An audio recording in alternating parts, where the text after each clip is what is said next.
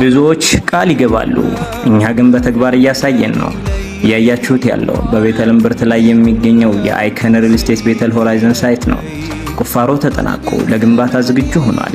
ይህ ፕሮጀክት 4 ቤዝመንቶች ያሉት ግዙፍ ህንጻ ሲሆን ዛሬ ሳይቱ ላይ ያለው እንቅስቃሴ በድሮን ስትመለከቱ የገንዘባችሁ ዋስትና መሬት ላይ መኖሩን እንድታረጋግጡ ነው።